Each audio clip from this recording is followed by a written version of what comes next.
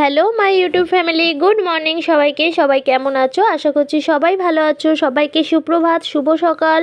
সবাই কেমন আছো কমেন্ট করে জানিও। আজ আর একটা নতুন ভিডিও নিয়ে তোমাদের সামনে চলে এলাম।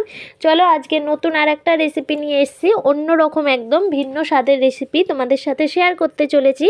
যারা যারা ডিম খেতে খেতে, ডিমের তরকারি, ডিমের ঝোল খেতে খেতে অভক্তি হয়ে গেছে মানুষের, তাদেরকে বলবো একবার এভাবে ডিম বানিয়ে দেখো, জাস্ট মুখে লেগে থাকবে। কথা দিচ্ছি, বানিয়ে দেখো একবার সবাই। আমার তো খুব ভালো লেগেছে, আমিও ফার্স্ট টাইম ট্রাই করলাম, তোমাদেরকেও বলছি বানিয়ে দেখো। চলো রেসিপিতে যাই। দেখো এখানে আমি রেসিপি বানানোর জন্য 4টে ডিম নিয়ে নিয়েছি। ডিমগুলো বয়েল করে নেব এবার জলে। একটু নুন দিয়ে দেবে সামান্য, তাহলে কিন্তু ডিমটা খুব ভালো সেদ্ধ হয়। চলো ডিমটা সেদ্ধ হতে থাক এদিকে, আর এদিকে আমি যা যা উপকরণ দেবো সেগুলো, এখানে আমার কি কি উপকরণ লাগবে যেগুলো কেটে দেওয়া, চলো আমি এগুলো কেটে নিই। সঙ্গে থাকো, দেখতে থাকো সবাই। দেখো এখানে আমি কেটে নিয়েছি পেঁয়াজ। আর এদিকে চলো তোমাদের একটা টিপস বলি। টিপসটা হলো, দেখো ডিম তো সবাই সেদ্ধ করে ছালাও উঠে যায়, খোসা উঠে যায় আর্ধেক আর্ধেক। এভাবে একবার ছালিয়ে দেখবে। ফ্রিজ থেকে ঠান্ডা জল নিয়ে নেবে, ঠান্ডা জলের মধ্যে ডিমগুলো সেদ্ধ হয়ে গেলে কিছুক্ষণ ভিজিয়ে রেখে দেবে। আর এই ঠান্ডা জল থেকে নাবানোর পরে দেখো ঠান্ডা জলে দিয়ে রেখেছো, একটু করে এরকম টোকা দিয়ে ফাটিয়ে আবার 10 মিনিট 5 মিনিট যেটুকু সময় তোমাদের হাতে থাকে এভাবে জলে দিয়ে রেখে দেবে। দেখো আবার একটু এরকম ফাটিয়ে কিছুক্ষণ আরও রেখে দাও জলে। এদিকে দেখো আমি যা যা দেবো, আদা রসুন পেঁয়াজ সব নেওয়া হয়ে গেছে। এখানে আমি কিছুটা কাজু বাদামও ভিজিয়ে রেখে দিয়েছি। এবার দেখো চলো ডিমগুলো তোমাদের ছালিয়ে দেখাই। এতটাই সহজে ডিমগুলো ছালানো হয়ে যাবে, মানে একটুও খোসা উঠবে না ডিমের মাংস। আর অতি সহজেই ডিমের খোসাগুলো কিন্তু তোমরা ছালিয়ে নিতে পারবে। এরকমভাবে যারা যারা ডিম ছালাতে গিয়ে খোসা উঠে যায়, চামড়া উঠে উঠে চলে যায়, এভাবে সবাই ছালিয়ে দেখো কত সহজেই ডিমগুলো প্লেনভাবে সব ছোকলাগুলো কিন্তু উঠে যাবে। ঠান্ডা জলে ডুবিয়ে রেখে দিও কিছুক্ষণ। এভাবে দেখো ডিমের খোসা আপনি আপই উঠে যাবে, তোমার কোনো কষ্ট করতে হবে না। দেখে নিশ্চয়ই তোমরা বুঝতেই পারলে। চলো ডিমগুলো কিন্তু এবার আমি ভাগ করে নেবো। আমি ছুরি দিয়ে ভাগ করছি না, একা বেঁকা হয়ে যায়, তাই জন্য আমি একটা সুতো নিয়ে নিয়েছি। সুতোর সাহায্যে কিন্তু ডিমগুলোকে আমি দুভাগ করে করে করে নেব। এইভাবেই সমস্ত ডিমগুলো ভাগ করে নিচ্ছি। তোমরা চাইলে চাকু দিয়েও করতে পারো, যে যেভাবে খুশি করো। আমি সুতো দিয়ে করে নিলাম। এইবার দেখো আমি এখানে একটা ফ্রাইং প্যানের মধ্যে কিছুটা কাস্তুরি মেথি দিয়ে দিয়েছি। মেথিগুলো এবার কিন্তু ড্রাই করে নেব, একটু ভালো করে শুকনো খোলায় যে ভেজে নিতে হয় ওটাই করে ভালো করে গুঁড়ো করে নেব, কিন্তু একদম পাউডার বানিয়ে নেব। চলো মেথিটা এখানে একটু আমি নাড়িয়ে চাড়িয়ে ভালো করে গরম করে নিই। এবার দেখো ফ্রাইং প্যানে আমি হালকা তেল দিয়ে দিয়েছি। তোমরা তেলের সাথে কিন্তু একটু বাটারও অ্যাড করে নিও। এই মুহূর্তে বাটার ছিল না, তাই আমি আর অ্যাড করিনি। তোমরা অবশ্যই যাদের কাছে থাকবে অ্যাভেলেবেল অবশ্যই অ্যাড করতে পারো। এখানে দেখো হালকা তেলের মধ্যে পেঁয়াজগুলো দিয়ে দিলাম আমি। একদম পেঁয়াজের গায়ে যেন রং না ধরে সেইভাবে ভেজে নিতে হবে।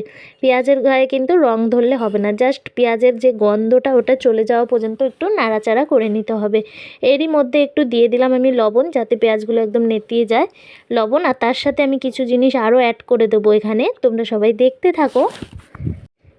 এখানে আমি কাঁচা লঙ্কা অ্যাড করে দিলাম, আর দিয়ে দিলাম টমেটো। তোমরা এখানে টমেটোটা স্কিপ করতে পারো।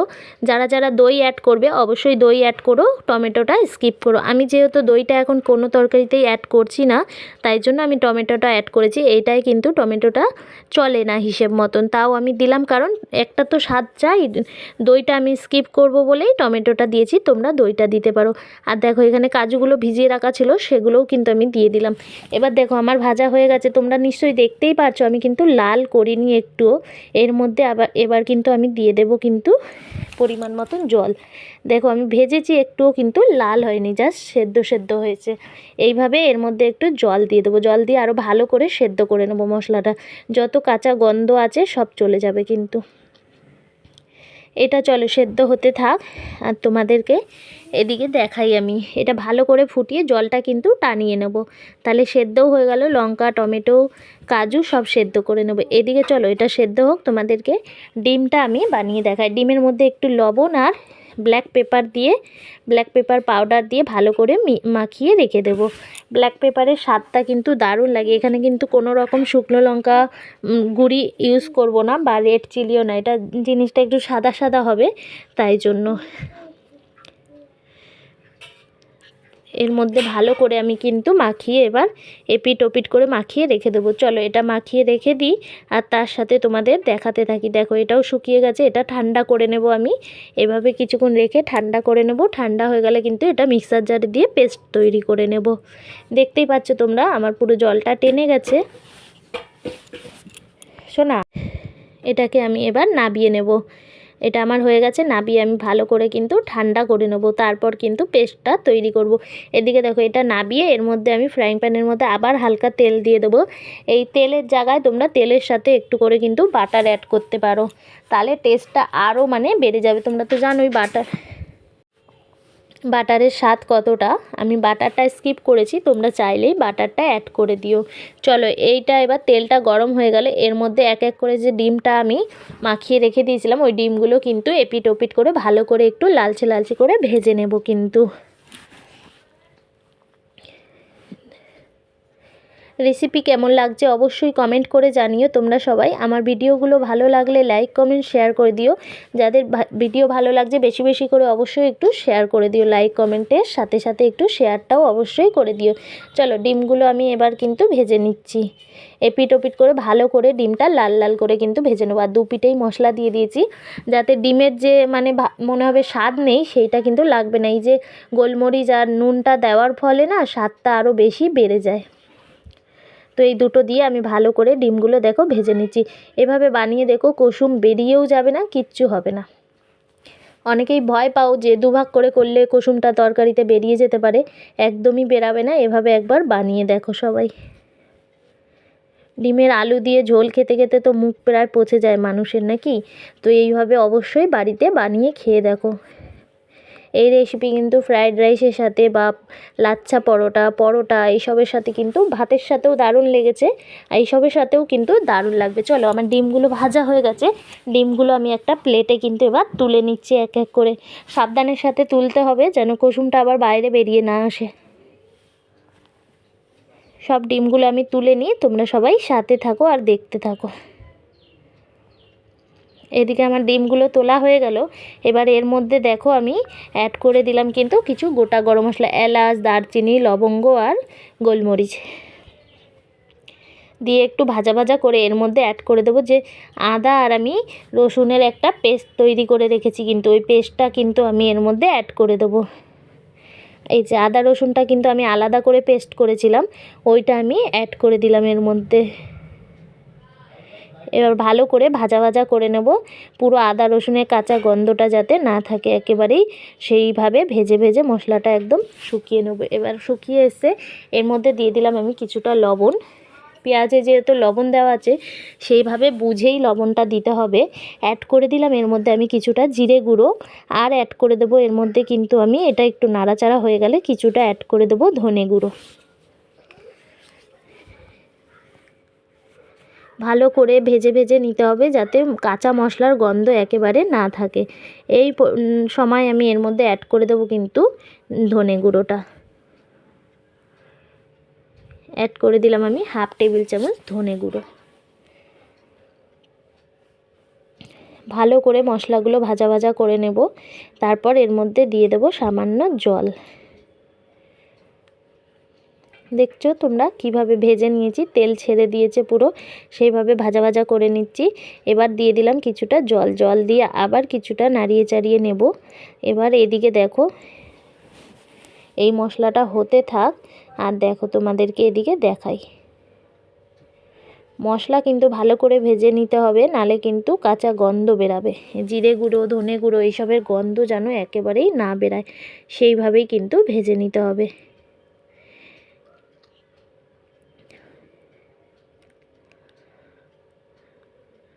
এদিকে মশলাটা হোক, চলো আমি তোমাদেরকে দেখাই ওদিকে আরেকটু মশলা করে নিই। যে মশলাটা ওই যে ঠান্ডা হওয়ার জন্য রেখেছিলাম সেটাই করে নেব। তার মধ্যে একটু পোস্ত অ্যাড করে দিলাম আমি। এবার দেখো মশলাটা পেস্ট করেছি, দেখতেই পাচ্ছ কতটা মিহি পেস্ট হয়েছে। ওটাকে অ্যাড করে এবার ভালো করে নাড়িয়ে চাড়িয়ে কিন্তু কষিয়ে নিতে হবে।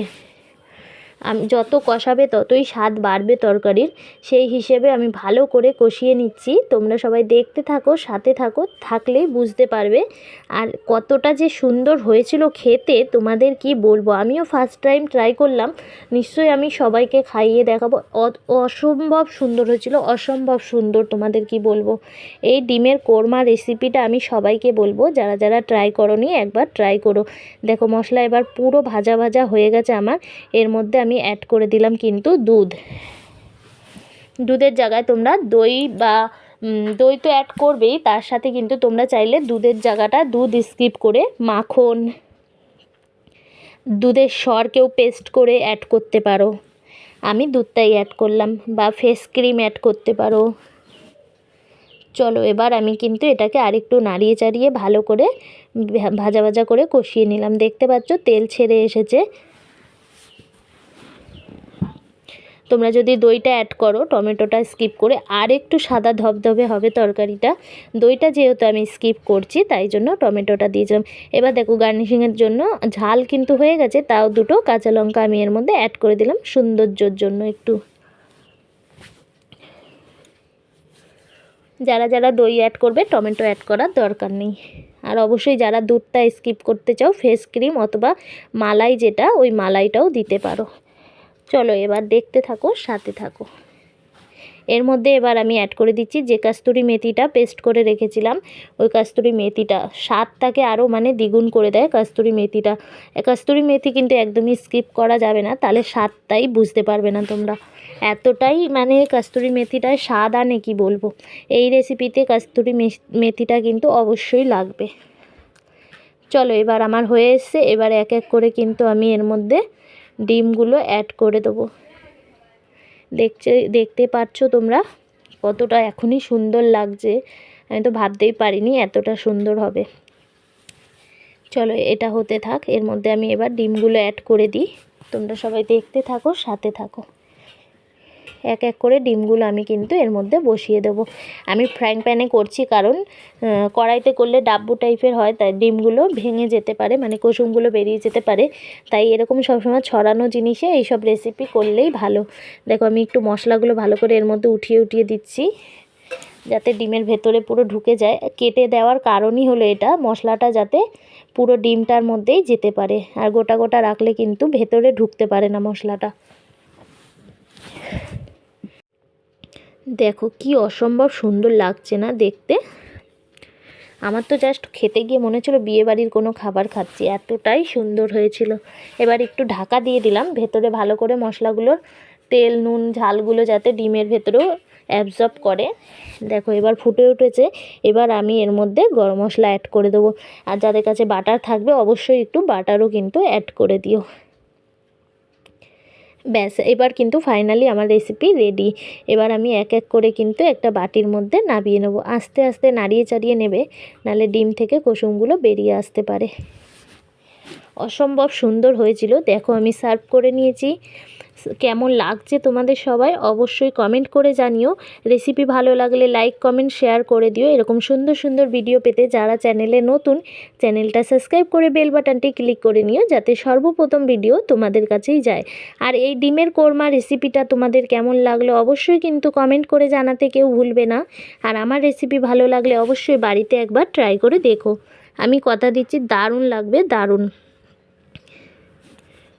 এই রেসিপি তোমরা ফ্রায়েড রাইস অথবা পরোটা এইসব সব কিছুর সাথেই খেতে পারো, দারুণ লাগবে। আমি বলছি লাচ্ছা পরোটা যে ওর সাথে একবার খেয়ে দেখো, বা ফ্রায়েড রাইসের সাথেও দারুণ লাগবে, কিন্তু অসম্ভব সুন্দর হয়েছিল। চলো একটা তোমাদের আমি কেটে দেখাই কতটা সুন্দর লাগছে। দেখো আমি একটা ডিম নিয়ে নিলাম, কি সুন্দর লাগছে না, দেখেই মনে হচ্ছে কেউ বুঝতে পারবে না হট করে যে ডিম নিয়েছি। একটু গ্রেভি নিয়ে নিচ্ছি আমি, কেমন হয়েছে তোমরা বলো। লাস্টে কিন্তু গরম মশলার সাথে একটু বাটার অ্যাড করতে পারো তোমাদের কাছে অ্যাভেলেবেল থাকলে। চলো থ্যাংক ইউ ফর ওয়াচিং। দেখা হচ্ছে নেক্সট কোনো ব্লগ ভিডিও অথবা কুকিং ভিডিও নিয়ে। Tata, bye bye.